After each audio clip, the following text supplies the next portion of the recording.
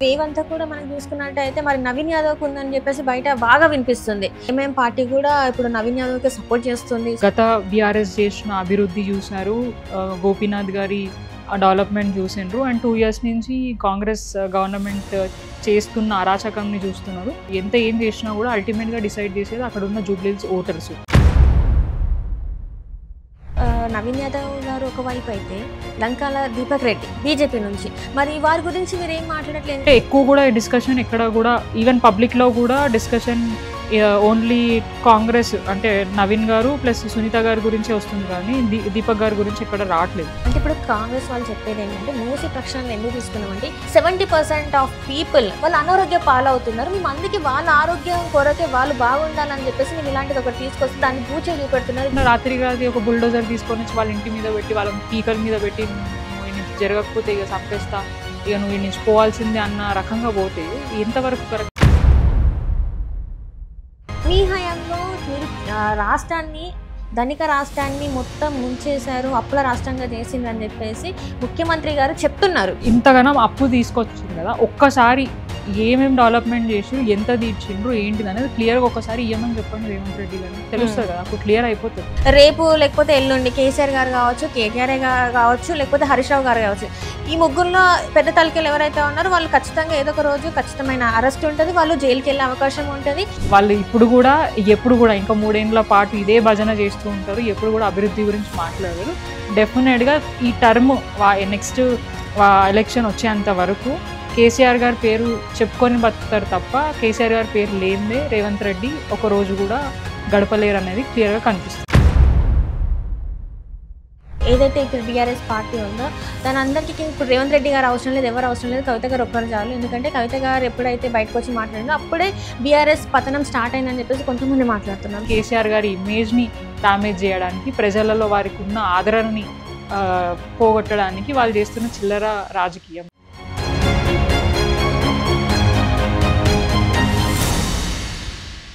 నమస్తే, welcome to పొలిటిన్ media. నేను journalist సిరి. తెలంగాణలో ఇప్పుడు జూబ్లీహిల్స్ అయితే హాట్ టాపిక్ అయిపోయింది. అక్కడ BJP, BRS, Congress tough fight అయితే ఇస్తున్నాయి. మరి గెలుపు ఎవరికి ఏంటి అనేది కూడా ఒక చర్చనీయాంశమైంది. ఎందుకంటే మాగంటి గోపీనాథ్ గారు చనిపోయిన తర్వాత ఉప ఎన్నిక రావడం జరిగింది. సో ఇప్పుడు మరి అక్కడ పరిస్థితులు ఎట్లా ఉన్నాయి ఏంటి అని మనకు తెలియజేయడానికి మనతో పాటు ఉన్నారు సీతాఫల్ మండి కార్పొరేటర్ హేమ గారు. నమస్కారం మేడం. ఎట్లా ఉన్నారు మేడం? ఫైన్, థ్యాంక్ యూ అండి.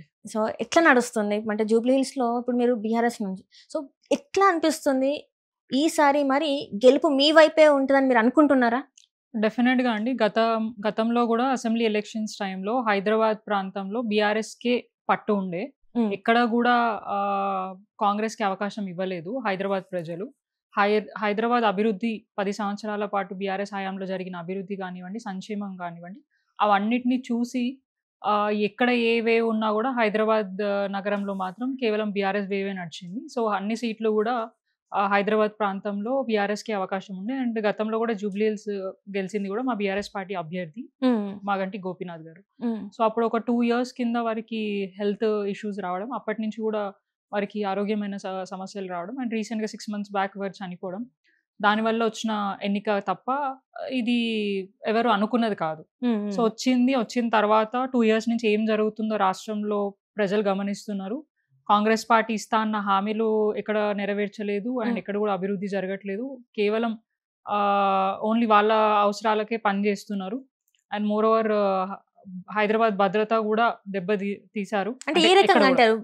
హైదరాబాద్ భద్రత దెబ్బతీశారంటే బాగానే ఉంది కదా, ఇక్కడ అంతా రేవంత్ రెడ్డి గారు తను చేసిన దానికన్నా అంటే చెప్పిన దానికన్నా ఎక్కువ చేశారని చెప్తున్నారు, అన్ని కరెక్ట్ గా ఉన్నాయని చెప్తున్నారు. మీరు ఎట్లా అది కాదని చెప్పగలుగుతారు? మీరు అంటే ఇప్పుడు గ్రౌండ్ లో మీరు వెళ్ళి చూస్తే లబ్ధిదారులను అడిగితే క్లియర్ గా తెలుస్తుంది.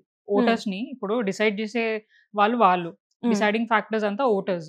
సో గ్రౌండ్ రియాలిటీ మేము ఇంటింటికి తిరిగినప్పుడు అయినా కానివ్వండి, లేదంటే వాళ్ళే వచ్చి స్వయంగా వచ్చి మాకు చెప్పడమే కానివ్వండి, మాకు ఆ విధంగానే మేము దాన్ని చెప్పడం జరుగుతుంది. ఇప్పుడు మేమైనా కానీ వాళ్ళైనా కానీ ఒక పొలిటికల్ పార్టీలో ఉన్నాం కాబట్టి డెఫినెట్గా మేము గెలుస్తాము, మేము ఇవి చేసినామని చెప్పే అవకాశం మాకు ఉంది కాబట్టి మేము చెప్తాం. బట్ 101% లబ్ధిదారులు అయితే అబద్ధం చెప్పరు కదా. ఇప్పుడు నిజంగా గవర్నమెంట్ నుంచి ఏదైనా స్కీమ్స్ తీసుకున్నారు అంటే 100% మేము తీసుకున్నామో మేము కాంగ్రెస్ కి సపోర్ట్ చేస్తామని చెప్పాలి. కానీ ఎందుకు చెప్పట్లేదు ఎవరైనా కూడా? ఎవరైనా కూడా ఏం చెప్తున్నారు, 2 years అయింది ఇప్పటిదాకా కూడా మాకు పూర్తిగా ఎటువంటి స్కీమ్స్ రాలేదు. మా బిడ్డకి పెళ్ళయింది ఆల్మోస్ట్ 1.5 year అయింది. ఇప్పటిదాకా చెక్ రాలేదు. అయిన వాళ్ళకి ఇప్పటిదాకా వచ్చిన వాళ్ళకి చెక్కులు వచ్చినాయి తప్ప తులం బంగారం ఇవ్వలేదు. మహిళలకు అందరికీ 2,500 ఇస్తా అన్నారు, ఇప్పటిదాకా ఇవ్వలేదు. పెంచుతా అన్న పెన్షన్లు ఇప్పటిదాకా పెంచలేదు. ఇప్పుడు ఎవరినైనా సీనియర్ సిటిజన్ ని కదిలిస్తే అప్పుడు ఇచ్చిన బీఆర్ఎస్ ప్రభుత్వంలో మాకు కాంగ్రెస్ ఉన్నప్పుడు వచ్చిన 200 నుంచి కేసీఆర్ పెంచిన 2,000, 3,000 తప్ప ఇప్పుడు వచ్చిన తర్వాత కాంగ్రెస్ ఇస్తా అన్న 4,000, 6,000 పెన్షన్ కూడా ఇక్కడ రావట్లేదు. మహిళలకి స్కూటీ ఇస్తా అన్నారు, చదువుకున్న విద్యార్థులకి స్కూటీ ఇస్తా అన్నారు, నిరుద్యోగ వృత్తి అని చెప్పారు, స్కాలర్షిప్స్ ఇవ్వట్లేదు, సీఎం రిలీఫ్ ఫండ్స్ ప్రాపర్గా రావట్లేదు. అట్లా చెప్పుకుంటా పోతే వారు చెప్పిన 420 హామీస్లలో అండ్ మేజర్గా 6 గ్యారంటీలు అన్నారు, దాంట్లో సబ్ గ్యారంటీస్ కూడా ఉన్నాయి, ఏవిగా పూర్తిగా ఇంప్లిమెంట్ చేయలేదు. అండ్ ఇంప్లిమెంట్ చేసింది ఏదైనా ఒకటి పూర్తిగా అంటే అది ఫ్రీ బస్ మాత్రమే. ఆ ఫ్రీ బస్ తోటి నిజంగా ఎవరికైనా లబ్ధి పొందినరా అని ఇప్పుడు దాకా ఎవరైనా మహిళలు కూడా చర్చించుకుంటే దానివల్ల వాళ్ళకి నష్టమే కానీ లాభం అయితే ఎక్కడ లేదని చెప్పి వాళ్ళే ఇంతకు ముందు 10 సంవత్సరాలు బీఆర్ఎస్ పాలన చూసినాం, కానీ ఎక్కడ కూడా మహిళల కోసం ఇంత ఆలోచించి చేసింది లేదేమో అనుకోవచ్చు కదా, ఎందుకంటే అందుకే కాంగ్రెస్ ని గెలిపించుకున్నారేమో కదా మరి ప్రజలు. అప్పుడు కళ్యాణ లక్ష్మి ఎప్పుడైనా చూసారండి? ఇప్పుడు అది మహిళల గురించే పెట్టారు. కేసీఆర్ కిట్ చూసారా, న్యూట్రిషన్ కిట్స్ అవన్నీ కూడా అవన్నీ మహిళల గురించే కదండి. ఇప్పుడు సెల్ఫ్ హెల్ప్ గ్రూప్ లో ఉన్న మహిళలకు అందరినీ కూడా ఉమెన్ ఎంపవర్మెంట్ కింద వారికి స్కీమ్స్ రూపంగా ఇవ్వడం జరిగింది. అదే కాకుండా వాళ్ళని ఎంకరేజ్ చేయడానికి లోన్స్ ఇచ్చి వాళ్ళని చిన్న స్మాల్ స్కేల్ బిజినెస్ పెట్టుకోవడానికి అవకాశం కల్పించింది. మహిళలను ముఖ్యంగా ఉద్దేశించుకొని ఉమెన్ ఆంటర్‌ప్రెన్యూర్‌షిప్ అని వీహబ్ అని ఒకటి కూడా ఏర్పాటు చేసింది కూడా బీఆర్ఎస్ ప్రభుత్వం. సో దాంతో భాగంగా మహిళలు ఇంకా కూడా చైతన్యవంతులు కావాలి, డెఫినెట్ గా వాళ్ళంతటా వాళ్ళు ఎదగాలి. కొద్దిగా వాళ్ళు చదువుకే కానివ్వండి, వాళ్ళకున్న టాలెంట్ ని ఎక్స్పోజ్ కావాలని చెప్పేసి వీహబ్ ద్వారా ఎన్నో ప్లాట్ఫామ్స్ ని ఏర్పాటు చేసి మహిళలకు చాలా సందర్భాలలో అవకాశం కల్పించారు. ఇప్పుడు రాజకీయంగా కూడా మహిళలు ఎదగాలి. సో 50% రిజర్వేషన్ లోకల్ వాళ్ళే కల్పించింది బీఆర్ఎస్ పార్టీ. అప్పుడు 50% రిజర్వేషన్ ఇవ్వడంతో మాలాంటి మహిళలు ఎంతో మంది బయటికి వచ్చి ఇప్పుడు ఆల్మోస్ట్ 70 పైగా మహిళలు 2016లో లోకల్ బాడీలో ఎన్నికల్లో గెలవడం జరిగింది. అట్లాగే మొదటి బీసీ మేయర్గా బీఆర్ఎస్ఏ చేసింది, డిప్యూటీ మేయర్గా బీసీ మన మహిళనే చేసింది, ఎంపీటీసీలు, జెడ్పీటీసీలు, చైర్పర్సన్లు లోకల్ బాడీ ఎన్నికలలో చాలా శాతం అవకాశం కూడా మహిళలకే కేటాయించడం జరిగింది. అంటే రాజకీయంగా, విద్యాపరంగా, ఆర్థికంగా మహిళలు ముందుండాలి, ఎవరి సపోర్ట్ ఉండకూడదు, వాళ్ళు బయటికి రావాలి అని చెప్పేసి ఎంకరేజ్ చేసి ఇన్ని సంవత్సరాల నుంచి ఎన్నో ప్లాట్ఫామ్స్ మీద అధికారం అన్ని అవకాశాలు కల్పించింది బీఆర్ఎస్ పార్టీ. ఇప్పుడు కొత్తగా వచ్చి వీళ్ళు ఏదో కొత్తగా సృష్టించింది ఏం లేదు. వాళ్ళు చెప్పింది ఏంటి, మహిళలందరినీ కోటీశ్వరులను చేస్తాను అన్నారు. ఆ ఒక్క అంశం బాగా పబ్లిక్ లో తీసుకొని వెళ్ళినది. ఏ రకంగా చేస్తారో ఒకసారి చెప్పాలి కోటీశ్వరులు అంటే. ఇప్పుడు ఏంటంటే వాళ్ళకి నెల 2,500 ఇస్తున్నారు అంటే వాళ్ళు టైం పడుతుంది. ఎందుకంటే మరి మీ హయాంలో మీరు రాష్ట్రాన్ని, ధనిక రాష్ట్రాన్ని మొత్తం ముంచేశారు, అప్పుల రాష్ట్రంగా చేసిండ్రు అని చెప్పేసి ముఖ్యమంత్రి గారు చెప్తున్నారు. ఇప్పుడు రేవంత్ రెడ్డి రీసెంట్ గా పార్లమెంట్ లో బీజేపీకి సంబంధించిన ఒక ఎంపీ ఇదే క్వశ్చన్ పార్లమెంట్ లో వేస్తే దాన్ని క్లియర్ గా ఒక ఆన్సర్ ఇచ్చారు. 10 సంవత్సరాల పాటు బీఆర్ఎస్ హయాంలో జరిగిన అప్పు కేవలం 2 కోట్ల రూపాయలు మాత్రమే, దానికి మించి ఎక్కువ చేయలేదని. దానికంటే ముందు కూడా అప్పు ఉండే కదా, కేవలం బీఆర్ఎస్ వచ్చిన తర్వాతనే చేసిన అప్పు కాదు, దానికంటే ముందు కాంగ్రెస్ ప్రభుత్వం ఉండే వారు చేసిన అప్పుతో పాటు తెలంగాణ రాష్ట్రం కొత్తగా విడిపోయిన తర్వాత దానికంటే అప్పుడు కూడా అప్పులు ఉన్నాయి. విడిపోయిన తర్వాత కూడా అప్పుల భారం మోసిండ్రు. విడిపోయినరు అని చెప్పేసి ఫ్రీగా మనకేమి ఇవ్వలేదు. దాని తర్వాత తెలంగాణ రాష్ట్రం వచ్చిన తర్వాత దాన్ని అంచెలంచెలుగా డెవలప్మెంట్ చేసుకుంటూ 10 సంవత్సరాల పాటు అన్ని చేశారు. మీరు ఎక్కడ ఏది చేయలేదు అనేది చూపించడానికి అవకాశం లేదు. మీ కలెక్టరేట్ భవనాలు కట్టినారు, మెడికల్ కాలేజెస్ కట్టినారు, కమాండ్ కంట్రోల్ కట్టినారు, సెక్రటరేట్ బిల్డింగ్ కట్టినారు, ఫ్లైఓవర్స్ కట్టినారు, అండర్ పాసెస్, బ్రిడ్జెస్ ఇచ్చారు, ఎన్నో డెవలప్మెంట్ స్కీమ్స్ కట్టారు, కాళేశ్వరం లాంటి ఎన్నో గొప్ప ప్రాజెక్ట్స్ని తీసుకొని వచ్చారు, స్కీమ్స్ ఇంప్లిమెంట్ చేయడం జరిగింది. సో అన్ని రకాలుగా తీసుకొచ్చిన అప్పు కంటే ఇక్కడ ఆస్తులు ఎక్కువ పెంచడం జరిగింది. మరి ఆస్తుల గురించి ఎందుకు మాట్లాడట్లేదు అంటే అప్పుల గురించే మాట్లాడుతున్నారు. రాగానే మళ్ళీ రేవంత్ రెడ్డి గారు రాగానే వారు అన్న మాట ఏంటి, ఇక్కడ ఏమంటారు లంక విందలు ఉంటాయని అన్నారు. లేనప్పుడు మరి వాళ్ళకి కొత్త, రేవంత్ రెడ్డి గారికి ఏమో కొత్త ఉండొచ్చు, ఆ ప్రభుత్వం కొత్తగా, కానీ గత 70 ఏళ్ల పాటు కాంగ్రెస్ పార్టీ అధికారం చేసింది. మరి అంత ఎక్స్పీరియన్స్ ఉన్న వాళ్ళకి 2 ఇయర్స్ అధికారం వచ్చినాక కూడా ఇంకా కూడా వాళ్ళు చేయలేకపోతున్నారు. వాళ్ళు వచ్చి 2 ఇయర్స్ అయినా 2 కోట్ల పైగా అప్పు వాళ్ళు తీసుకొని మిత్తిలకు కడుతున్నామని చెప్తున్నారు. మరి సో ఓకే కడుతున్నారు, మరి డెవలప్మెంట్ కూడా జరగాలి కదా. ఎక్కడ పోతుంది డెవలప్మెంట్? ఏం జరగలేదు. 101% మేము చెప్తున్నాం కదా, మీరు మా నియోజకవర్గంకి రండి, 2 ఇయర్స్ నుంచి ఎటువంటి డెవలప్మెంట్ జరిగిందో ఒకసారి క్లియర్ గా గ్రౌండ్ రిపోర్ట్ తీసుకోండి. కేవలం ఇక్కడే కాదు, మొత్తం తెలంగాణ అంతటా అసలు ఏం జరుగుతుంది ఏంటి అని. రైతులకే కావచ్చు, రైతులకి రైతు భరోసా పడింది కదా, అందరికి పడలేదు కదా. నిరుద్యోగులకు ఎప్పుడు వచ్చినాయి? అది బీఆర్ఎస్ హయాంలో పెట్టిన వాటికే ఆల్మోస్ట్ 60,000 పైగా ఉద్యోగాలు బీఆర్ఎస్ హయాంలో కల్పించినాయి. వాళ్ళు నియామక పత్రాలు ఇచ్చి అది మేము ఇచ్చినామని చెప్పి చెప్పుకుంటున్నారు. రీసెంట్ గా అయిన Group 1 10,000 10,000 15,000 వాటికి మాత్రమే వాళ్ళు చేసింది తప్ప వాళ్ళు ఇస్తా అన్నది ఏంటి? ఏడాదికి 2 లక్షల ఉద్యోగాలు అన్నారు. 10,000 15,000 ఇచ్చారు కదా, అంతకుమించి ఇంకేం చేయలేదు కదా. అంటే వాళ్ళు ఏదున్నా కూడా సగం సగం పని చేసి నేను పూర్తిగా చేసినాం అనేది వాళ్ళ సెల్ఫ్ ఏమంటారు డబ్బా కొట్టుకోవడం నడుస్తుంది. ఇప్పుడు మహిళలకి 200 యూనిట్స్ ఫ్రీ అని చెప్పేసి అన్నాను. మహిళలే కదా, నార్మల్ గా 200 యూనిట్స్. ఒక్కసారి వెళ్దాం, డైరెక్ట్ గా వెళ్దాం, లైవ్ గా వెళ్దాం, ఎంత మందికి 200 యూనిట్స్ ఫ్రీగా వస్తుంది అనేది క్లియర్ గా తీసుకుందాం. రావట్లేదా? చాలా మంది నేను అదే అంటున్నా, మా దగ్గరికి వచ్చి స్వయంగా చెప్తున్నారు. నేను ఇప్పుడే కాల్ కావాలంటే నేను ఒక కాల్ కూడా తీసుకోగలుగుతాను. వారికి మాట్లాడదాం ఒకసారి కాల్ అంటే మనకి ఇంటర్వ్యూ అయిపోయే లోపల నేను డెఫినెట్ గా కాల్ తీసుకుంటాను. సో 200 యూనిట్స్ ఎంత మందికి వస్తుంది అనేది గ్రౌండ్ రిపోర్ట్ మీరు తెలుసుకుంటే క్లియర్ గా అర్థం అవుతుంది. అప్పుడు వాళ్ళు స్టార్టింగ్ రాగానే ఏం చేసిండ్రు, మహిళలు 6 గ్యారంటీల పేరు మీద ఒక ఫామ్ ఇచ్చిండ్రు. లైన్లలో నుంచున్నారు. ఎన్ని గంటల పాటు నించొని వాళ్ళ ఫామ్స్ ఫిల్అప్ చేసి ఇచ్చిండ్రు. ఇచ్చిన తర్వాత దాన్ని ఇప్పుడు దాకా వాళ్ళు ఏం చేసిండ్రు అనేది గవర్నమెంట్ మాకు దాని మీద సమాధానం చెప్పాలా. ఎందుకంటే ఆ ఫామ్స్ అన్ని ఎక్కడ పోయినాయి, ఆ డేటా అంతా ఎక్కడ పోయింది. దాని తర్వాత 200 యూనిట్స్ అన్నారు, అది రాక వాళ్ళు మళ్ళీ కొత్త అప్లికేషన్ పెట్టుకోవాలి, జిహెచ్ఎంసీ ఆఫీస్కి వెళ్ళాలని చెప్పి మళ్ళీ చెప్తున్నారు. దాంట్లోనే రేషన్ కార్డ్ అంశం ఉంది. దాంట్లో ఆల్రెడీ అప్లై చేసిన తర్వాత మళ్ళీ ఎందుకు మీ సేవాకి వెళ్ళి వాళ్ళు అప్లై చేయాలి, మళ్ళీ రెండోసారి ఎందుకు వెళ్ళాల్సి వస్తుంది? దాంట్లోనే గృహలక్ష్మి ఉన్నప్పుడు మళ్ళీ ఎందుకు కొత్తగా అప్లై చేసుకోవాల్సి వస్తుంది?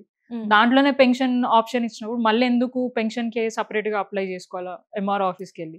దాంట్లోనే ఇంద్రమ్మ ఇల్లు స్కీమ్ ఆప్షన్ ఉన్నప్పుడు మళ్ళీ ఎందుకు కొత్తగా వెళ్ళి పెట్టుకోవాలి?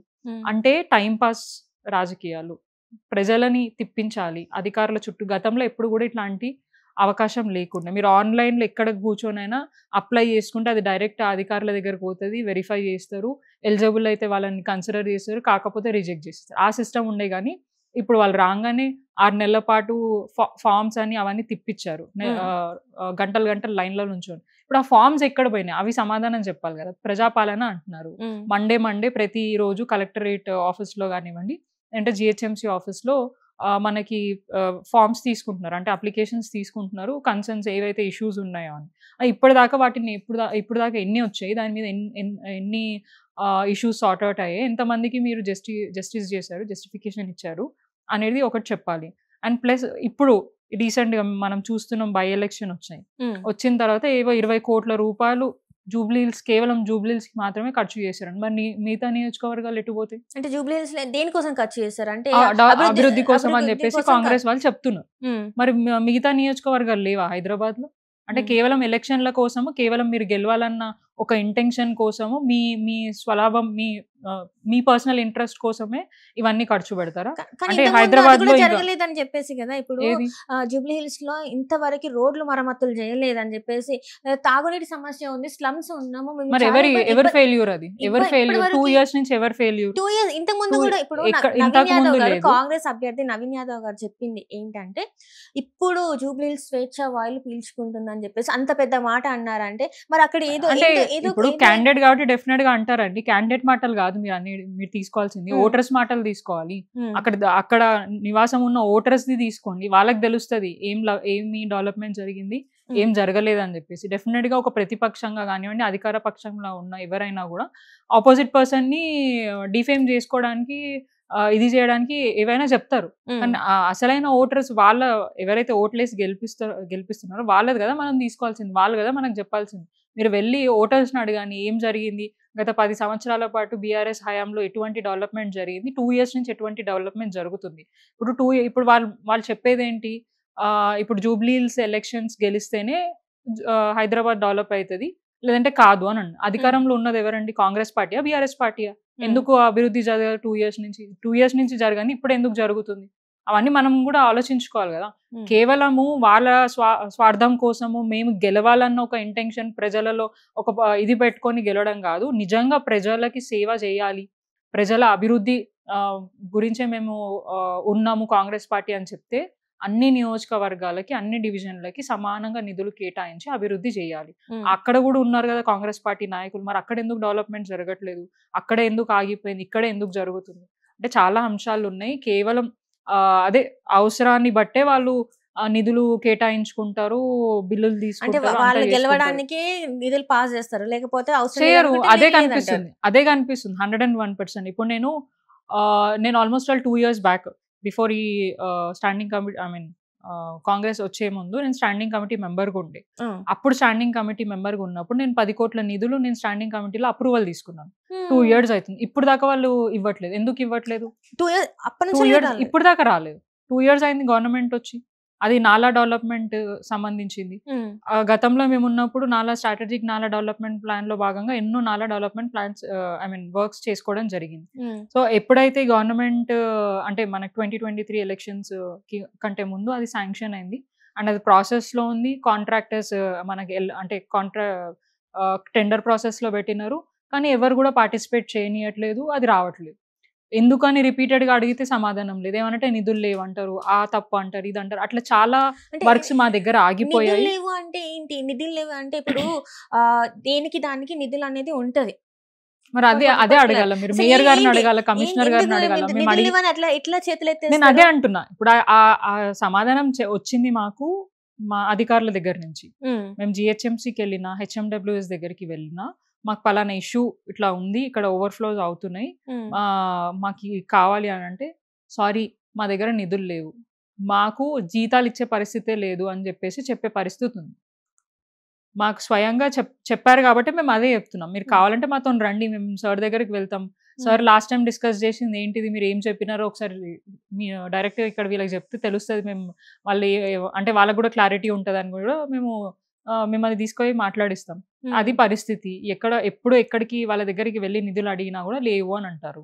కానీ వాళ్ళ మంత్రులు, వాళ్ళకి సంబంధించిన వాళ్ళు, కాంగ్రెస్ పార్టీకి సంబంధించిన వాళ్ళు వెళ్ళి అడిగితే తూతూ మంత్రంగా అక్కడ ఎగ్జాంపుల్ చెప్తున్నా, ఒక 1 కోటి రూపాయల వర్క్ మనం ఏదైనా తీసుకొని వెళ్తే ఒక 50 లక్షలు 40 లక్షలు చిన్నగా ఏదైనా ఇచ్చి అని చెప్పేసి చేసుకొని రండి అని చెప్పి ఇక వాళ్ళు అక్కడికి వచ్చి మేము తీసుకొని వచ్చినామండి. ఎవరింట్లో నుంచి పెడుతున్నారు? మేము తీసుకొచ్చినాం అంటే నీ ఇంట్లో నుంచి పెడుతున్నావు. ఏదైనా కూడా ట్యాక్స్ రూపంగానే నీకు వచ్చిన దాంట్లో నుంచి నువ్వు ప్రజలకి మళ్ళీ రీపే చేస్తున్నావు. అది కూడా చూసి ఖర్చు చేయడం, అది కూడా వాళ్ళ కమిషన్ల కోసం ఎవరైతే పైసలు ఇస్తారో వాళ్ళకి కాంట్రాక్ట్లు ఇవ్వడం, వాళ్ళ దగ్గర నుంచి డబ్బులు తీసుకోవడం, ఇదే జరుగుతుంది. కానీ నిజంగా ప్రజలకి డెవలప్మెంట్ చేయాలన్న ఇంటెన్షన్ తోటి తెలంగాణ రాష్ట్రంలో మాత్రం డెవలప్మెంట్ జరగట్లేదు.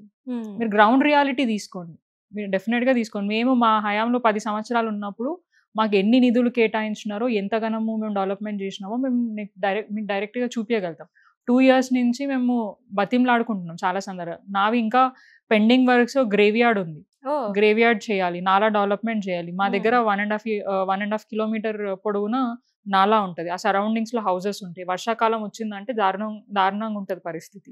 సో అవన్నిటిని చూసి లాస్ట్ రైనీ సీజన్ చూసే స్టాండింగ్ కమిటీ మెంబర్ అయిన తర్వాత డెఫినెట్గా నా డివిజన్లో నేను ఇది వర్క్ చేసుకోవాలని చెప్పేసి అప్పుడు ఉన్న మున్సిపల్ శాఖ మంత్రి మా కేటీఆర్ గారిని రిక్వెస్ట్ చేసి, మా ఎమ్మెల్యే గారిని రిక్వెస్ట్ చేస్తే అప్పుడు వారు శాంక్షన్ చేయడంతో నాకు నిధులు కానీ వచ్చాయి.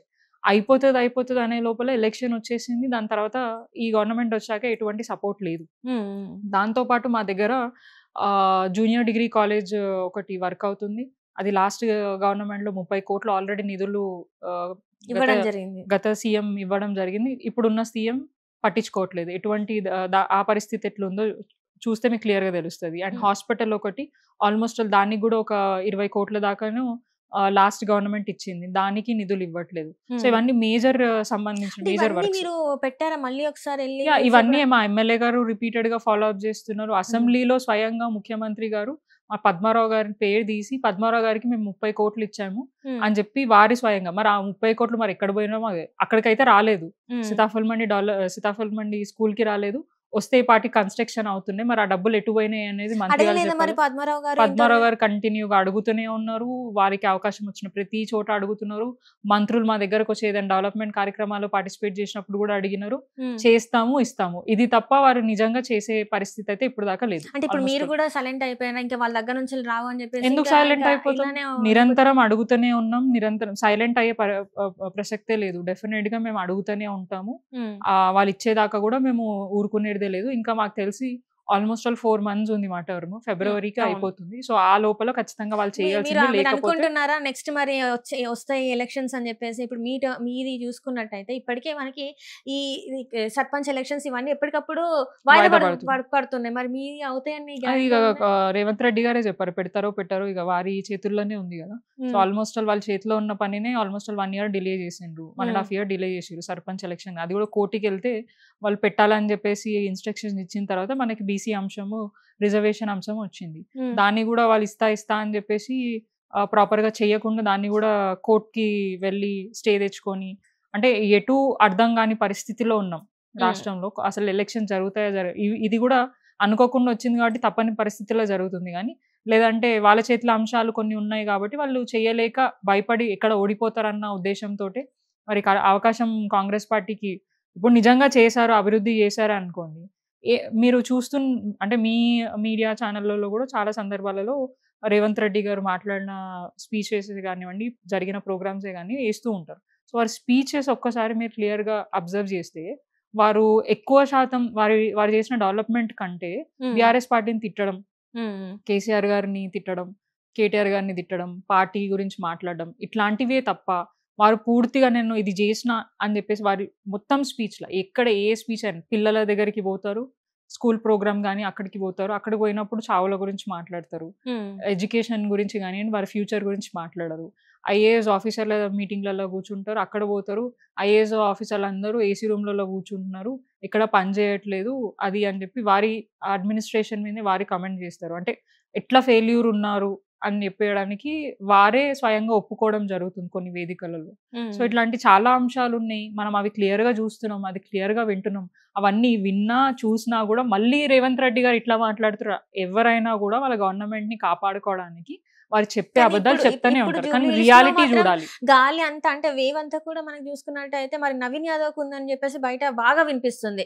ఎందుకంటే అక్కడ ఉన్న ఎవరైతే మైనారిటీస్ ఉన్నారో ఎంఐఎం పార్టీ కూడా ఇప్పుడు నవీన్ యాదవ్ కి సపోర్ట్ చేస్తుంది. సో ఎంతో కొంత అసలు సునీత గారికి గెలిచే అవకాశాలు చాలా తక్కువ ఉన్నాయి, నవీన్ యాదవ్ గెలిచే అవకాశాలు ఎక్కువ ఉన్నాయి. అంటే వాళ్ళు ఇచ్చే హామీలు కూడా అట్లా ఉన్నాయి వాళ్ళు చెప్పిన దాని ప్రకారం.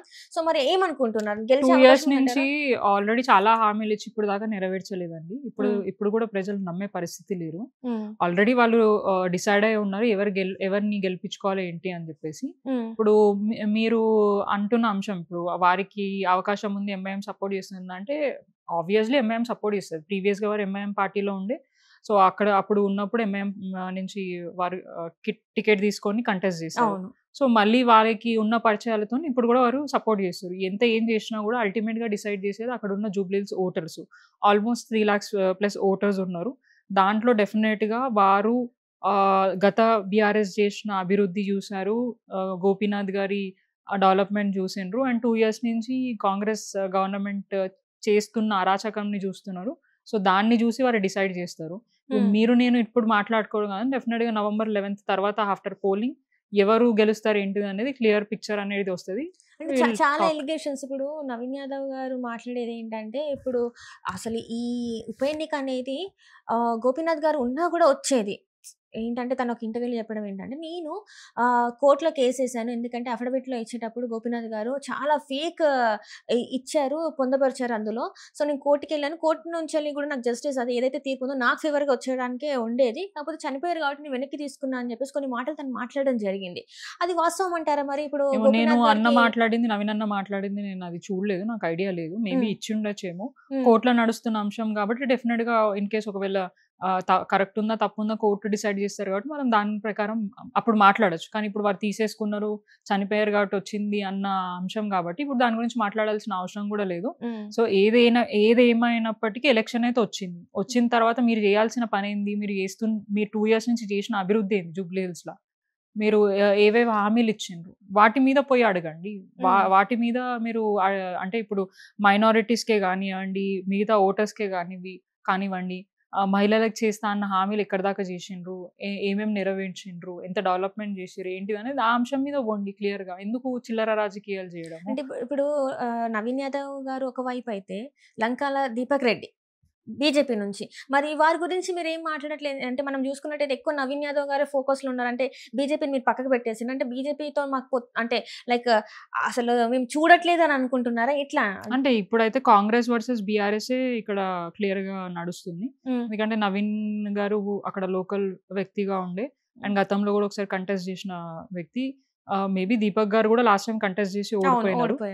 సో అంటే ఎక్కువ కూడా డిస్కషన్ ఎక్కడ కూడా ఈవెన్ పబ్లిక్‌లో కూడా డిస్కషన్ ఓన్లీ కాంగ్రెస్ అంటే నవీన్ గారు ప్లస్ సునీత గారి గురించే వస్తుంది కానీ దీపక్ గారి గురించి ఎక్కడ రావట్లేదు.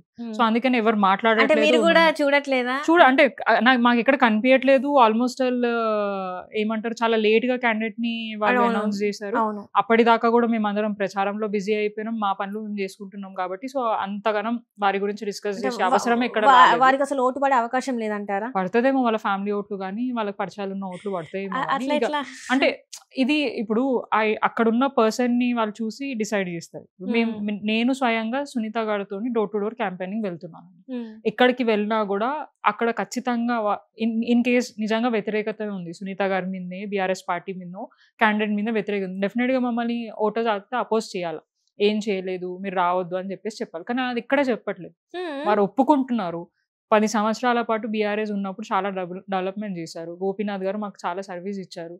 వారు ఇచ్చిన అంటే స్కీమ్ ఇది త్రూ గవర్నమెంట్ మాకు ఇది వచ్చింది, అది కాకుండా పండగల టైంలో మాకు చీరలు ఇచ్చిండ్రు అని ప్రతి ఒక్క దగ్గరికి వెళ్ళిన వాళ్ళు మంచిగా రిసీవ్ చేసుకొని స్వయంగా వాళ్ళే సునీత గారికి సపోర్ట్ చేస్తూ మేము డెఫినెట్గా మేము మళ్ళీ గెలిపించుకుంటాము, కాంగ్రెస్ ఎటువంటి డెవలప్మెంట్ చేయలేదని చెప్తున్నారు. అవి చూసే ఆ అంశాలు చూసే మేము స్ట్రైట్గా మేము చెప్తున్నాం డెఫినెట్గా బీఆర్ఎస్ గెలుస్తుంది.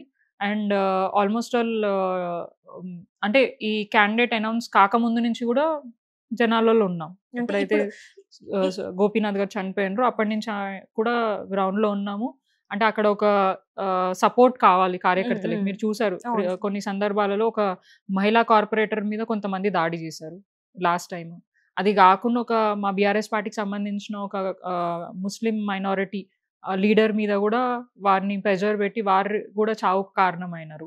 సో ఇట్లాంటి అంశాలు జూబ్లీహిల్స్ లో నడుస్తున్నాయి కాబట్టి వారికి ఒక సపోర్ట్ సిస్టమ్ ఉండాలి. కాబట్టి గోపీనాథ్ గారు లాస్ట్ వారి చనిపోయే ముందు అంతవరకు ఎప్పుడైతే వారు హాస్పిటల్లో అడ్మిట్ అయ్యారో అప్పుడు దాకా కూడా వారు కార్యకర్తలకి ప్రజలకి సపోర్ట్ చేస్తూ ధైర్యంగా ఉండండి నేనున్నా అని చెప్పి నిరంతరం చెప్పారు. ఆయన ఆల్మోస్ట్ ఆయన చనిపోయినప్పుడు కూడా వారికి ఒంట్లో బాగాలేకపోయినప్పటికీ వారి దగ్గరికి వెళ్ళి వాళ్ళ ఫ్యామిలీని తో మాట్లాడి మీకు అండగా ఉంటామని చెప్పి వాళ్ళు వచ్చిన కొద్ది రోజులకి వారు హాస్పిటల్లో అడ్మిట్ అయ్యి చనిపోవడం జరిగింది. దాని తర్వాత వారి లెజెండ్ని కంటిన్యూ చేయాలా, గోపీనాథ్ గారి ఆశయాలు నేను కార్యకర్తలకి జూబ్లీహిల్స్ ప్రజలకి నేను అండగా ఉండాలని చెప్పి సునీత గారు బయటికి వస్తే వారి మీద కూడా రాజకీయం చేయడం. ఒక ఆడబిడ్డ వారి భర్తను కోల్పోయి 6 నెలలు కూడా కాలేదు అండ్ ఇంత పెద్ద బాధ్యత నా మీద నేను పెట్టుకున్నాను, నా ఫ్యామిలీయే కాకుండా జూబ్లీహిల్స్ నియోజకవర్గ ప్రజల బాధ్యతను కూడా నేను తీసుకున్నప్పుడు ఇంత బాధ ఉన్నప్పటికీ నా మీద మా భర్త చనిపోయి ఒక కార్యకర్తల సమావేశంలో కొద్దిగా ఎమోషన్ అయితే దాన్ని కూడా రాజకీయం చేస్తూ ఆర్టిఫిషియల్గా ఏడుస్తున్నారు అని చెప్పేసి చిల్లర మాట్లాడడం, అది కూడా ఒక స్థాయిలో ఉండి ఒక మంత్రి స్థాయిలో ఉండి వాళ్ళు మాట్లాడడం. అంటే ఒక ఇంట్లో ఒక ఆడబిడ్డ చనిపోయినప్పుడు వారి భర్త చనిపోయినా ఇంకెవరు చనిపోయినా వీళ్ళు అక్కడికి పోయి ఆర్టిఫిషియల్గా ఏడవకమ్మా ఎందుకు అని చెప్పే సంస్కృతి వీరికి ఉందేమో కానీ వాస్తవానికి మనిషి పుట్టిన ఎవరైనా కూడా అక్కడ ఒక చావు పోతుంది తెలియని వ్యక్తి అయినప్పటికీ కూడా మనము అయ్యో పాపం అని అంటాం. ఖచ్చితంగా హ్యుమానిటీ అనేది చూపిస్తాం. కానీ ఇక్కడ ఆ కాంగ్రెస్ పార్టీ నాయకులకైతే అది కనిపించట్లేదు. గతంలో కూడా మహిళలని కించపరిచే సంస్కృతి వాళ్ళకు ఉంది. ఇప్పుడు కూడా అదే కంటిన్యూ చేస్తున్నారు. ఆల్రెడీ ఇంద్రమ్మ రాజ్యం, ఇంద్రమ్మ ఇది ప్రజారాజ్యం అని అంటే ఇంద్రమ్మ పాలన ఇస్తున్నాం అంటున్నారు. మరి అదే ఇంద్రమ్మ పాలనలో మహిళలు కన్నీరు పెట్టుకున్నా కూడా దాన్ని రాజకీయం చేస్తూ ఓట్లు అడుగుతున్నారు అని మమ్మల్ని అంటున్నారు. కానీ వాస్తవానికి దాని మీద వాళ్ళు రాజకీయం చేస్తూ అండ్ వాళ్ళ బిడ్డను కూడా చిన్న పిల్లలైన వాళ్ళ ఇద్దరు ఆడబిడ్డల మీద కూడా వాళ్ళ అమ్మ గెలుపు కోసం అని చెప్పేసి వాళ్ళ ఫాదర్ చేసిన సర్వీస్ని ఎక్కడ కూడా వాళ్ళు ఒక గవర్నమెంట్ గురించే కానివ్వండి, ఒక వ్యక్తి గురించి కానీ మాట్లాడిన దాఖలా లేవు. వాళ్ళు వెళ్తున్నారు, డైరెక్ట్ ఓటర్ని కలుస్తున్నారు, ఇన్ని డెవలప్మెంట్ యాక్టివిటీస్ చేశారు, మా ఫాదర్ మీకు అందరికి సపోర్టివ్గా ఉన్నారు, మాకు సపోర్ట్ చేయడానికి మాత్రమే వారు ఇంటింటికి ప్రచారం తిరుగుతున్నా కూడా వాళ్ళ మీద కేసులు పెట్టడం, ఎక్కడికక్కడ పోలీసు వాళ్ళు అడ్డుకోవడం, ఇదేంటి తిరగనీయకుండా చేయడం, ఇవన్నీ అంశాలు చూస్తుంటేనే అర్థమవుతుంది ఎవరు గ్రౌండ్లో స్ట్రాంగ్ ఉన్నారు, ఎవరు వీక్గా ఉన్నారు. అండ్ అదే కాకుండా వాళ్ళు గెలవడానికి ఏమేమి అస్త్రాలు వాడాలి అవన్నీ వాడుతున్నారు. దొంగ ఓట్లని సెంట్రల్ ఏమో మన రాహుల్ గాంధీ గారు ఓట్ చోరీ అంశం గురించి బీజేపీతో కొట్లాడతారు. కానీ వారి పార్టీకి సంబంధించిన ఒక ముఖ్యమంత్రి తెలంగాణలో ఎప్పుడైతే క్యాండిడేట్ చనిపోయినారో అప్పటి నుంచి దొంగ ఓట్లని సృష్టించి అక్కడ వారికి అనుకూలంగా ఓట్లు వేసుకోవాలని చెప్పేసి వారు ప్రయత్నం చేస్తున్నారు. ఇప్పుడు మీకు తెలీదా నవీన్ యాదవ్ గారి బ్రదర్కి 3 ఓట్లు ఉన్నాయని చెప్పేసి? సో దాని గురించి ఎందుకు ఎవరు కూడా మాట్లాడట్లేదు? ఎట్లా ఒక పర్సన్కి 3 ఓట్లు వచ్చినాయి అనేది క్లియర్గా ఇప్పుడు 2023 గత అసెంబ్లీ ఎలక్షన్స్ టైంలోనే వచ్చినాయి అని మళ్ళీ వాళ్ళే క్వశ్చన్ రైజ్ చేస్తారు. మరి అప్పటి నుంచి ఇప్పుడు దాకా మీరు ఏం చేశారు? బీఆర్ఎస్ ఆ అంశం తీసిన తర్వాతనే మీరు ఎందుకు మాట్లాడుతున్నారు? మరి మీకే అధికారం ఉంది కదా, మీ చేతిలోనే కదా ఈసీ కానీ ఇవన్నీ సిస్టమ్ అంతా మీ చేతిలోనే ఉంది. మరి మీకు తెలిసినప్పుడు మీరు అప్పుడే కంప్లైంట్ ఇచ్చేది ఉంది కదా, ఇది అప్పుడు జరిగింది ఇప్పుడు జరగలేదు అని చెప్పేసి దాన్ని ప్రూవ్ చేసుకునే ఇది చేయాలి కదా. ఎక్కడ మేము ఓటర్ లిస్ట్ తీసుకొని ఈసీకి కంప్లైంట్ చేసినా ఆల్మోస్ట్ ఆల్ 1000కి పైగా, ఆల్మోస్ట్ ఆల్ ఇప్పుడు నాకు తెలిసి 23,000 కొత్త ఓట్స్ ఏమో రిజిస్టర్ అయ్యాయి. దాంట్లో ఎన్ని ఫేక్ ఉన్నాయి ఎన్ని ఒరిజినల్ అనేది ఈసీ వెరిఫై చేసి డిసైడ్ చేయాలి. మేము మా ఓటర్ ఈసీ కూడా ఇప్పుడు వీళ్ళకి ఫేవర్ గానే ఉందంటారా? అట్లనే కనిపిస్తుంది కదా క్లియర్ గాని. ఇప్పుడు ఆల్మోస్ట్ ఆల్ నాకు తెలిసి 10 days అవుతుంది, 1 week or 10 days అవుతుంది. వర్కింగ్ ప్రెసిడెంట్ కేటీఆర్ గారు వెళ్ళి ఈసీకి కంప్లైంట్ ఇచ్చారు. సో ఇప్పుడు అది కూడా ఏవేవి మా బూత్ స్థాయి నాయకులు డోర్ టు డోర్ క్యాంపెయినింగ్ వెళ్ళినప్పుడు అక్కడ ఉన్న ఈ పలానా ఓటర్స్ ఇక్కడ వాళ్ళు కాదు అని వాళ్ళు ఐడెంటిఫై చేసిండ్రు అని చెప్పేసి 100కు పైగా మేము ఐడెంటిఫై చేసి ఈసీకి కంప్లైంట్. ఇప్పటిదాకా ఈసీ ఏ స్టేట్మెంట్ ఇచ్చిందో ఒకసారి చూపియండి. ఇప్పటిదాకా అఫీషియల్ స్టేట్మెంట్ ఇవ్వలేదు, బయటికి రాలేదు, చెప్పలేదు. మరి క్యాండిడేట్ బ్రదర్ మీదనే కదా ఉంది అని చెప్పేసి కూడా చూపించినాం. మరి ఆ అంశం మీద ఎందుకు మాట్లాడట్లేదు?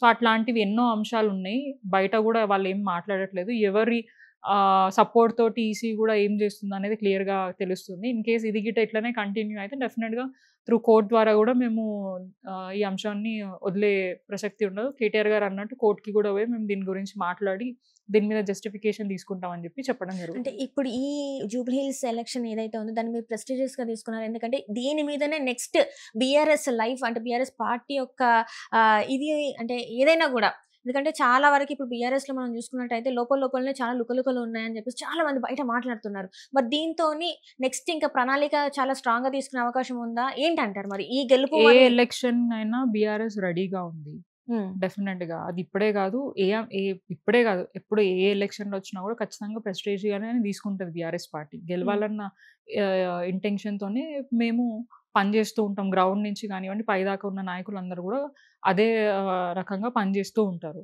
సో రీసెంట్ కొన్ని సందర్భాలలో చూసినాం, మనకి నార్మల్గా యూనియన్ ఎలక్షన్స్ కానివ్వండి అవన్నీ జరిగినాయి. అప్పుడు జరిగినప్పుడు ఎవరు గెలిచినారు అంటే 2 years కాలంలో మీరు కొన్ని చిన్న చిన్న ఎలక్షన్స్ చూసి ఉండొచ్చు. యూనియన్ ఎలక్షన్స్కి సంబంధించినవి అవన్నీ జరిగినాయి. అవన్నీ కూడా బీఆర్ఎస్ ఫేవర్లోనే వచ్చాయి. డెఫినెట్గా ఇప్పుడు కూడా వచ్చే ఏ ఎన్నికలైనా కూడా డెఫినెట్గా బీఆర్ఎస్ ఫేవర్లోనే వస్తాయి. ఖచ్చితంగా అధికారం వాళ్ళకు ఉంది కాబట్టి చాలా ఇబ్బంది పెట్టే ప్రయత్నం, ప్రెజర్ పెట్టే ప్రయత్నం చేస్తారు. ఎంత చేసినప్పటికీ ఇప్పుడు గవర్నమెంట్ మేము ఫామ్ చేయకపోవచ్చు, ఎందుకంటే 3 years టర్మ్ కాంగ్రెస్ ఉంది. సో ఆఫ్టర్ 3 years డెఫినెట్గా ఏం రిజల్ట్ వస్తుంది అనేది వేచి చూడండి. ఖచ్చితంగా మేము చెప్పిన మాట మీరు మళ్ళీ రీప్లే చేసుకోండి. నిజంగా మీరు అన్నది నిజమే అన్నది మళ్ళీ అప్పుడు మనం ఇంటర్వ్యూ తీసుకున్నప్పుడు మాట్లాడిన మాట నిజమే అయింది అని చెప్పేసి ఖచ్చితంగా మీరు రివైండ్ చేసుకునే అవకాశం డెఫినెట్గా వస్తుంది. ఖచ్చితంగా రేపు వచ్చే ఏ ఎలక్షన్లో అయినా కూడా ప్రజలు రియలైజ్ అయినారు, తెలుస్తుంది ప్రజలకి. ప్రశాంతంగా 10 సంవత్సరాల పాటు ఎటువంటి అంటే అడగకపోయినా కూడా ఎన్నో అంశాలు ప్రజలకి ప్రభుత్వం తరఫున వాళ్ళ అవసరాలను బట్టి స్కీమ్స్ కానివ్వండి డెవలప్మెంట్ కానీ చేయడం జరిగింది. ఇప్పుడు ఎన్నో ఇచ్చి ఇప్పటిదాకా కూడా ఏది కూడా పూర్తిగా ఇంప్లిమెంట్ చేయలేదు. అండ్ వాళ్ళని హైడ్రా అని చెప్పేసి ఒక భయపెట్టి సిచ్యువేషన్స్ తీసుకొని వచ్చి ప్రశాంతంగా ఇల్లులు కట్టుకునే సిచ్యువేషన్స్ కూడా లేవు. అంటే ఇల్లీగల్గా మనం ఏమి కట్టుకోండి అని అయితే చెప్పట్లేదు, కానీ అన్ని అంశాలు ఉన్నా కూడా ఇప్పుడు గతంలో బీఆర్ఎస్ ఉన్నప్పుడు కూడా ఇదేంటి అక్రమ మూసి కట్టడాలు ఇప్పుడు మూసి మూసి ప్రక్షాళన కూడా అదే అక్కడ నేను అదే తీసుకున్నారా? అంటున్నా. అప్పుడు బీఆర్ఎస్ ఉన్నప్పుడు కూడా మూసి డెవలప్మెంట్ చేయాలి అన్న అంశము తీసుకుపోయింది కూడా బీఆర్ఎస్. కానీ ఇంత ఇదేమంటారు అన్‌ప్లాన్డ్‌గా ఎప్పుడు పోలేదు. అంటే ఇప్పుడు కాంగ్రెస్ వాళ్ళు చెప్పేదేంటంటే, మూసీ ప్రక్షాళనలు ఎందుకు తీసుకున్నామంటే, ఈ మూసీ ఏదైతే ఉందో దాన్ని దగ్గరలో ఉన్న ఇల్లుల్లో ఉన్న వాళ్ళు 70% ఆఫ్ పీపుల్ అంటే జనాలు వాళ్ళు వాళ్ళ హెల్త్ ఇష్యూస్‌తోనే ఉన్నారు. ఎందుకంటే అక్కడ దగ్గరలో ఆ స్మెల్లే కావచ్చు, అక్కడ ఆ వాటర్ తాగడం, సేవించడం వల్ల వాళ్ళు అనారోగ్య పాలవుతున్నారు. మేము అందుకే వాళ్ళ ఆరోగ్యం కొరకే వాళ్ళు బాగుండాలని చెప్పేసి మేము ఇలాంటిది ఒకటి తీసుకొస్తే దాన్ని బూచే చూపెడుతున్నారు. ఇది ఎంతో మంది ప్రజలకి చాలా మంచిది వాళ్ళ ఆరోగ్యపరంగా అని చెప్పేసి వాళ్ళు చెప్తున్నారు. 70% ఆఫ్ పీపుల్ వాళ్ళు అనారోగ్యంగా ఉన్నారంటే మరి తప్పే కదా మేడం. వాళ్ళు చేసేది ఇ కరెక్టే ఇ అనొచ్చు కదా! ఇప్పుడు నేను అదే చెప్తున్నా అండి. వాళ్ళు తీసుకున్న అంశం కరెక్ట్ అయినప్పటికీ ప్రజలలో దాన్ని ప్రాపర్‌గా తీసుకొని వెళ్ళాలి. హ్మ్. నువ్వు చేసే పని ఏదైనా కూడా ప్రజలకి ప్రాపర్‌గా కన్వే చేసి, వాళ్ళని కన్విన్స్ చేసి, వాళ్ళకి మీరు ఏ ఇంటెన్షన్ తోటి వాళ్ళని ఇక్కడి నుంచి మూవ్ చేస్తున్నారు అని చెప్పేసి వాళ్ళకి ఎక్స్‌ప్లెయిన్ చేసి నీట్‌గా వాళ్ళని పక్కకి తీసుకెళ్లడము, లేదంటే వాళ్ళకి కంపెన్సేషన్ ఇయ్యడం. ఎందుకంటే అక్కడ చాలా చోట్ల కొన్ని వేల లక్షల ఇల్లులున్నాయి. అవును. వాళ్ళు ఎన్నో సంవత్సరాల నుంచి అక్కడ ఉంటున్నారు. టాక్సులు కట్టినారు. అవన్నీ డబ్బులివ్వాలా? హ్మ్. టాక్సులు కట్టిర్రు గదా! ఉత్తగానే పోయినట్టే గదా! తీసుకుపోయి పక్కన పడేస్తే. కనీసం వాళ్ళకేదైనా కంపెన్సేషన్ ఇయ్యాలా? లేదంటే 2 బీహెచ్‌కే ఇవ్వాలా? లేదంటే వాళ్ళ ప్రాపర్టీకి సంబంధించిందైనా ప్రాపర్టీ వాల్యూ అయినా ఇయ్యాలా? నువ్వు ఏది ఇయ్యవు గాని దౌర్జన్యంగా తీసుకుపోయి పక్కకు వాళ్ళని రోడ్ మీద ఏసేసి ఇల్లుని కూలగొట్టేస్తా అంటే ఎవరైనా యాక్సెప్ట్ జేస్తారా? హ్మ్. మీదే ఇల్లుందనుకోండి మూసీ దగ్గర. మీరు యాక్సెప్ట్ జేస్తారా? మీరు ఎన్నో సంవత్సరాల నుంచి అక్కడ ఉంటున్నారు. మీకెంత ఇబ్బందయినా గూడా మీకు తప్పని పరిస్థితిలో ఆడ తీసుకోవాల్సొచ్చింది ఇల్లు. అమ్మినారు. తక్కువకొస్తుందని తీసుకున్నారు. తీసుకున్న తర్వాత నిజంగా అక్కడ ఒకవేళ 2 ఇయర్స్ అయితుంది గవర్నమెంట్ వచ్చి. వచ్చినప్పుడు అక్కడ ఉన్న వాళ్ళకి ఎవరికీ టాక్స్ కలెక్ట్ చేయొద్దు గదా! అవును. ఎమ్యూనిటీస్ ఎటువంటివి ప్రొవైడ్ చేయడు. కరెంట్ ఇవ్వద్దు, వాటర్ సప్లై ఇయ్యద్దు, రోడ్‌లెయద్దు, పర్మిషన్‌లు ఇయ్యద్దు. 2 ఇయర్స్ అయినాంక గూడా ఇంకా గూడా అక్కడ పర్మిషన్‌లు వస్తున్నాయి ఎందుకు? ఎందుకు రోడ్‌లో ఏస్తున్నారు? ఎందుకు అక్కడ టాక్స్ కలెక్ట్ చేస్తున్నారు? ఎందుకు అంటే డబుల్ కరెంట్ గేమ్ బిల్ ఆడుతుందంటున్నారా మరి? అట్లనే అంతే గదా! క్లియర్‌గా కనిపిస్తుంది గదా! అంటే వాళ్ళ అవసరాలను బట్టే వాళ్ళు ఏదైనా గూడా చేస్తున్నారు. నువ్వు నిజంగా చేయాలని ఇంటెన్షన్ ఉంది నీకు. నువ్వు హైదరాబాద్‌ని మంచిగా డెవలప్ జేయాలి. మూసీని ఆహ్, డ డెవలప్ చేయాలి అని అనుకుంటే దానికొక ప్రాపర్ ప్లానింగ్‌తోని పో. ఒక ఫస్ట్ ఒక ఫేజ్ లాగా తీసుకో. పైలట్ ప్రాజెక్ట్ కింద వాళ్ళని కన్విన్స్ జేయండి. కొంతమంది ఎన్‌జీఓస్‌ని తీసుకురండి. వాళ్ళని పబ్లిక్‌ని ఆహ్, వ మోటివేట్ చేయండి. అక్కడి నుంచి అవేర్‌నెస్ ఎల్ఎంఈ తీసుకురావాలి. అక్కడుంటే ఏం జరుగుతది? ఎటువంటి ఇబ్బందులుంటాయి? లేదు మీరు వెళ్ళలేని పరిస్థితులు ఉంటే మీకేమైనా సపోర్ట్ కావాలంటే గవర్నమెంట్‌ని గురించి కూడా మేము చేస్తాము. అట్లాంటివి ఏవైనా తీసుకొనొస్తే ప్రజలకు గూడా అర్థమవుతుంది. గవర్నమెంట్ చేసే అంటే ఆలోచన ఏంటిదనేది తెలుస్తది. సో, నువ్వు ఏం చేయకుండా రాత్రికి రాత్రి ఒక బుల్డోజర్ తీసుకొనొచ్చి వాళ్ళ ఇంటి మీద పెట్టి, వాళ్ళ పీకల మీద పెట్టి నువ్వు ఈడ నుంచి జరగకపోతే ఇగ సంపేస్తా. ఇగ నువ్వు ఈడ నుంచి పోవాల్సిందే అన్న రకంగా పోతే ఎంతవరకు కరెక్ట్? వాళ్ళు ఆల్రెడీ కోర్ట్ అప్రోచ్ అయ్యిండ్రు. కోర్ట్ గూడా చాలా సందర్భాల్లో మందలించింది. మీరట్లా చేయకండి. సాటర్‌డేలు, సండేలు వర్క్ జేయకండి. హ్మ్. మీకు నార్మల్ డేస్ ఉన్నాయి. మరి అప్పుడెందుకు పని జేస్తున్నారు? రాత్రులు ఎందుకు పని జేస్తారు? అట్లా అంటే మరి తిరుపతి రెడ్డి గారు గూడా వాటర్‌లో ఉంది. ఎఫ్‌టీఎల్‌లో ఉంది. అవును మ్యామ్. వాళ్ళు దాని మీద ఎందుకు చర్యలు తీసుకోవట్లేదు? వాళ్ళకి మాత్రం ఒక న్యాయం. మిడిల్ క్లాస్ ఫ్యామిలీస్‌కి ఒక న్యాయం. మళ్ళీ ఎంఐఎం పార్టీకి సంబంధించిన అసదుద్దీన్ ఓవైసీ గారిది కాలేజ్ గూడా ఉంది. ఫాతిమా మరి కాలేజ్. వాళ్ళదెందుకు ఇది జేయట్లేదు? అంటే వాళ్ళ ఇన్‌స్టిట్యూట్ ఏమో ఎడ్యుకేషనల్ ఇన్‌స్టిట్యూట్ వాళ్ళు అని ఒక చెప్తున్నారు గదా! జస్టిఫికేషన్. అంటే నేను అదే అంటున్నా. ఎంతమంది పేద విద్యార్థులకి మేము చదువుని ఇస్తున్నాము, ఉచితంగా ఇస్తున్నాము. సో, ఇప్పటికిప్పుడు ఇది అంటే కాదు అని కోర్ట్ కూడా అంటే వాళ్ళు అంటే చెప్పిందేంటంటే ఇక్కడ ఉన్నవాళ్ళు పేదోళ్ళు గాదా? వీళ్ళేమైనా కోట్లల్లకి పడిగెత్తినోళ్ళా? హ్మ్. మూసీ ప్రాంతంలో ఉన్న వాళ్ళందరూ గూడా బిలో పావర్టీ వాళ్ళున్నారు. హ్మ్. మరి వాళ్ళ హ్యుమానిటీ కనిపియట్లేదా? అక్కడ మాత్రం వాళ్ళ హ్యుమానిటీ కనిపిస్తుంది. వాళ్ళు హ్మ్. ఫ్రీగా ఎడ్యుకేషన్ ఇస్తున్నారని అంటే జెప్పేసి ఫస్ట్ మనం చూసుకున్నట్టయితే ఫస్ట్‌లో గతంలో ఏమంటంటే నెక్స్ట్ అకాడమిక్ ఇయర్‌కి మీరది తీసేయాలి మీరు అని అన్నారు. తర్వాత అన్నారు. ఈ ఇప్పుడు స్టేట్‌మెంట్ ఈ ఇచ్చారు. అదే స్టేట్‌మెంట్ అంటున్నా. ఇచ్చారు. వాళ్ళే 2 స్టేట్‌మెంట్స్ ఇస్తున్నారు. వాళ్ళు పేద విద్యార్థులు అంటున్నారు. మరి ఇక్కడున్న వాళ్ళు గూడా పేద విద్యార్థులే గదా! హ్మ్. ఇక్కడున్న వాళ్ళు గూడా ఎంతో కష్టపడితే ఆ ఇల్లు కట్టుకున్న వాళ్ళు గదా! నువ్వు కొంతమందికి 2 బీహెచ్‌కే ఇచ్చినావని అన్నావు. హ్మ్. అక్కడేమో కోట్ల రూపాయలతోని వాళ్ళు ఇల్లు అంటే జాగా కొంటారు, ఇల్లు కట్టుకుంటారు. ఒక గ్రూప్ ఆఫ్ ఫ్యామిలీ ఉంటారు. వాళ్ళకొక 2 బీహెచ్‌కే ఒక 30, 40 కోట్లకు సంబంధించిన 30, 40 లక్షలకు సంబంధించిన 2 బీహెచ్‌కే ఇచ్చి వీళ్ళందరినీ ఒక ఇంట్లో ఉండమంటే సాధ్యపడుతుందా? మీదే ఒక పెద్ద ఫ్యామిలీ ఉందనుకోండి. హ్మ్. అక్కడ ఒక ఇండిపెండెంట్ హౌస్ కట్టుకున్నారు. అదొక 3-4 కోట్ల వరకు ఉంటది. మీకే వచ్చి 2 బీహెచ్‌కే ఆఫర్ ఇస్తే మీరు తీసుకుంటారా? లేదు. అట్లా అక్కడ చాలా మంది ఉన్నారు. ఇప్పుడు అదే అంటున్నారు. మేము చాలా కష్టపడి ఈఎంఐలు కడుతూ తినకుండా, తాగకుండా రూపాయి మేము పెట్టుకొని మేము ఈ రోజు ఇది కట్టుకున్నాము. ఇందులో ఉన్నాము అని చెప్పేసి ఈ రోజు గృహప్రవేశం అయింది. నైటే కూలగొడుతున్నారని చెప్పేసి వాళ్ళు మేము అదే అడుగుతున్నారు. అంటున్నాం. మీరు చేసే ఆలోచన అంటే మూసీ డెవలప్‌మెంట్ చేసే ఆలోచన మంచిదైనప్పటికీ మీరు తీసుకున్న విధానం కరెక్ట్ కాదు. కానీ అధికారులది ప్రజలను కూడా తప్పే కదా! ఇప్పుడు ఇది అక్కడ ఉంది. అక్కడ అసలు ఎట్లా అధికారంలో ఉన్నదెవరు? అధికారుల తప్పనంటే అధికారులకు ఇన్‌స్ట్రక్షన్స్ ఇచ్చేదెవరు? హ్మ్. ముఖ్యమంత్రే గదా! హ్మ్. ముఖ్యమంత్రి ఆదేశాల మీదకే గదా! ఇవన్నీ నడుస్తాయి. మనం రేవంత్ రెడ్డి గారికి తెలవదా? ఏమనంటే మాది పేద ప్రభుత్వం, ప్రజల ప్రభుత్వం, ప్రజా ప్రభుత్వం అని జెప్పేసి మాట్లాడుతున్నారు. మరి ప్రజలు అంతగనం తిడుతున్నారు, అంతగనము ఏడుస్తున్నారు. మరి అవన్నీ కనిపియట్లేదా రేవంత్ రెడ్డి గారికి? ఇవన్నీ చూసుకుంటా గూడా వాళ్ళు ఇట్లా చేయడం. అండ్ మీరు చాలా అంశాలు జూస్తున్నారు ఇప్పుడు. హ్మ్. మంత్రులు కొట్టుకునే కొట్టుకొని. పరిస్థితికొచ్చినారు. టెండర్‌ల కోసము, కమిషన్‌ల కోసము. రీసెంట్‌గా మీరు జూసారు ఏం జరిగిందో ఏందో. మళ్ళీ తర్వాత పోయి వాళ్ళ కాంప్రమైజ్ అవ్వడం. అంటే షేర్లు సెట్ అయిపోయినాయి. వాళ్ళు గూడా సెట్ అయిపోయినారు. అంటే ఏదైనా ఇష్యూ వచ్చినప్పుడు వాళ్ళు కొట్లాడుకొని ఇప్పటిదాకా అంటే నాకు ఊహ తెలిసినప్పటి నుంచి కొన్ని ప్రభుత్వాలు జూసాను. కానీ ఇక్కడ గూడా ఒక ప్రభుత్వంలో మంత్రులు కొట్టుకోవడం, ఇట్లా రోడ్ అంటే ఒకటే దగ్గరుండి ఇట్లా చిల్లరగా అవ్వడం, బయటికొచ్చిన పరిస్థితి ఎక్కడ జూడలే. హ్మ్. గత బీఆర్ఎస్‌ని జూసినాం, దానికంటే ముందు కాంగ్రెస్‌ని జూసినాం, టీడీపీని ఉన్నప్పుడు జూసినాం. అంటే తెలిసిన అవగాహన మేరకు జెప్తున్నాను. ఎప్పుడు అట్లా జరగలేదు. కానీ ఇప్పుడేదో కొత్తగా కనిపిస్తుంది అంతా గూడా. రాజకీయం అనేదంతా గూడా విచిత్రంగా ఉంది. ఏందిది ఇట్లా ఉంది అంటే రేపు ఇంకా 3 ఏళ్ల పాటున్న పరిస్థితి గూడా ఎట్లుంటదనేది గూడా తెలవని పరిస్థితి. అంటే అంటే ఎంత వీళ్ళందరూ వాళ్ళ స్వలాభం దయనీయంగా కోసం, వాళ్ళ షేర్ల కోసమే గాని ప్రజల కోసం కాదని అంటారా మరి? క్లియర్‌గా గదా! ఇప్పుడు ఇంతగనం అప్పు తీసుకొచ్చిర్రు గదా! ఒక్కసారి ఏమేం డెవలప్‌మెంట్ జేసిర్రు, ఎంత తీర్చిండ్రు, ఏంటిదనేది క్లియర్‌గా ఒక్కసారి ఇయ్యమని చెప్పండి రేవంత్ రెడ్డి గారిని. తెలుస్తది గదా! అప్పుడు క్లియర్ అయిపోతది. హ్మ్. హ్మ్. ఇప్పుడు మీరు చాలా అడిగారా మరి సందర్భ మీ పార్టీ మా నుంచి పార్టీ అడిగారా? తరఫు నుంచి నిరంతరం ప్రశ్నిస్తూనే ఉన్నామండి. ఎక్కడ గూడా మేము ప్రశ్నించకుండా లేము. హ్మ్. ప్రశ్నిస్తూనే ఉన్నాం. అంటే అంటే ఎక్కడైనా అరెస్ట్‌లు అయితాయి అని చెప్పేసి మీరు భయపడుతున్నారా? ఆల్రెడీ అవుతూనే ఉన్నాయి. కొత్తగా అవ్వాల్సిన అవసరం ఏముంది? చిన్న పోస్ట్ పెడితేనే మా నాయకుల మీద గానివ్వండి, మా అంటే మీద రేపు అంటే చాలా రోజుల నుంచి వినిపిస్తూనే ఉంది. కాంగ్రెస్ వచ్చినప్పటి నుంచి వినిపిస్తుంది ఏందంటే, రేపు లేకపోతే ఎల్లుండి కేసీఆర్ గారు గావచ్చు, కేటీఆర్ గావచ్చు, లేకపోతే హరీష్ రావు గారు గావచ్చు. ఈ ముగ్గురులో పెద్ద తలకాయలు ఎవరైతే ఉన్నారో వాళ్ళు ఖచ్చితంగా ఏదో ఒక రోజు ఖచ్చితమైన అరెస్ట్ ఉంటది. వాళ్ళు జైలుకెళ్ళే అవకాశం ఉంటది. ఎందుకంటే వాళ్ళ మీద అసలు బెయిల్ వచ్చే అవకాశం కూడా లేని కేసులు ఉన్నాయి. వాళ్ళు అట్లా చేసింది తెలంగాణ ప్రజలను అట్లా మోసం చేసిందని చెప్పేసి చెప్పుకుంటూనే వస్తున్నారు. మరి ఇప్పుడు దీని మీద ఇది వాస్తవం అంటారా? లేకపోతే 2 ఏంటంటారు? ఇయర్స్ నుంచి ఒక ప్రొపగండా అయితే నడుస్తుంది. మీరు చెప్తున్న హ్మ్. అంశమే. అప్పుడేం జేషిండ్రు? ఈ ఫార్ములా రేస్ అని అన్నారు. అవును. ఏమన్నారు? అరెస్ట్ అవుతున్నారు. ఆ! ఇప్పుడు రేపు అన్నది. 2 హ్మ్. ఇయర్స్ అయింది. ఇప్పటిదాకా ఇది గూడా ఎందుకు అంటే బయట 2 ప్రూవ్ సార్లు జరిగింది. ఈడీ ఒకసారి విచారణ జరిగింది. అవును. ఏది గూడా జరిగింది. ఎందుకు ప్రూవ్ చేయలేకపోతున్నారు? నిజంగానే అవినీతి జరిగింది, ఉంది అనంటే ఇప్పటిదాకా ఎందుకు రేవంత్ రెడ్డి గవర్నమెంట్ ఇప్పటిదాకా ఏది ప్రూవ్ చేయలేకపోయినారు? కాళేశ్వరం అంశం తీసుకొనొచ్చాను. హ్మ్. అప్పుడు గూడా ఆ రోజు గూడా అయిపోతుంది.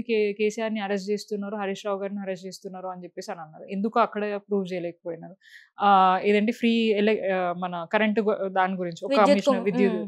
దాని మీద అదే అంశం తీసిండ్రు. అంటే ఏదో ఒకటి ఇగ బాంబులు పడిపోతాయి. Last Diwali before last Diwali ఇప్పుడు ఈ బాంబులు, ఆ బాంబేలిస్తాం. బాంబులు ఇస్తున్నారు. ఏది గూడా ఇక్కడ గూడా ప్రూవ్ చేయలేని పరిస్థితి గదా! ఇప్పుడు కాంగ్రెస్ పార్టీ వాళ్ళకే అధికారం ఉంది. వాళ్ళే అన్ని శాఖలలో ఉన్నారు. వాళ్ళకి సంబంధించిన వాళ్ళే. వారి చేతిలో ఉన్నది.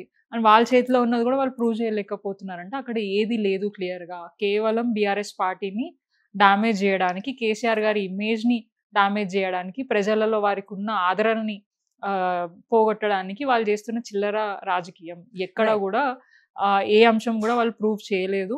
వాళ్ళు ఇప్పుడు గూడా, ఎప్పుడు గూడా ఇంకా 3 ఏండ్ల పాటు ఇదే భజన చేస్తూ ఉంటారు. ఎప్పుడు గూడా అభివృద్ధి గురించి మాట్లాడరు. డెఫినెట్‌గా ఈ టర్మ్ నెక్స్ట్ ఎలక్షన్ వచ్చేంత వరకు కేసీఆర్ గారి పేరు చెప్పుకొని బతుకుతారు తప్ప, కేసీఆర్ గారి పేరు లేనిదే రేవంత్ రెడ్డి ఒక రోజు గూడా గడపలేరనేది క్లియర్‌గా కనిపిస్తుంది. అంటే ఇప్పుడు మీరన్నారు. అంటే కేసీఆర్ గారి గురించి మాట్లాడుతున్నారు. ఇలా, కేటీఆర్ గారిది ఇలా అని.